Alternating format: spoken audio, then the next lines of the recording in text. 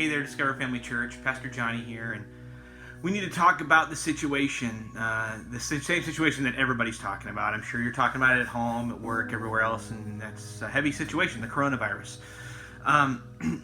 It's a scary situation, I get it, and it might be a little overwhelming, but the fact is that we serve a God that's bigger than our fears, a God that has something bigger to offer for us.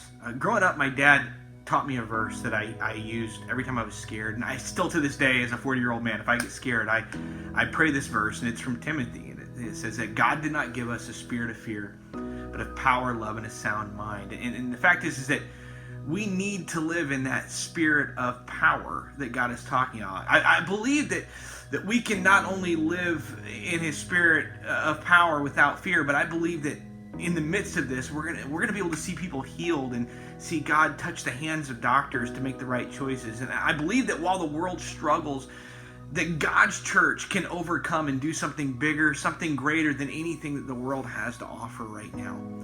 The Bible says it's not by our might, but it's by God's.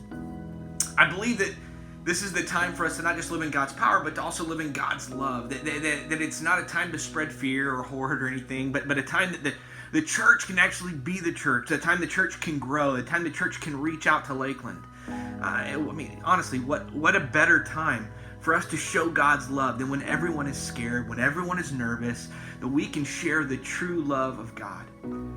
The verse ends by saying that He's given us a sound mind. And as your pastor, as a church, and as the leadership, I want you guys to know that we're going to be using our sound mind, that we know that our God is victorious. We know that we are in a real battle right now, spiritual and in the physical, but we're in the middle of that. We're going to be sound of mind, and we're going to take every precaution that we need to take. You know, right now, the Polk County and the state of Florida is not recommending that we stop meeting in groups. And so for right now, I can tell you right now, Discover Family Church, in this moment, we're going to keep coming together as a family. We're going to meet.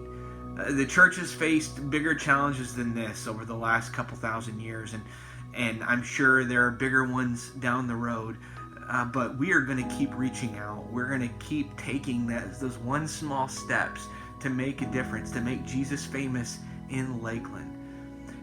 Honestly, there has never been a better time for us to be hope dealers than right now in a world that feels hopeless. Let's be really honest about that.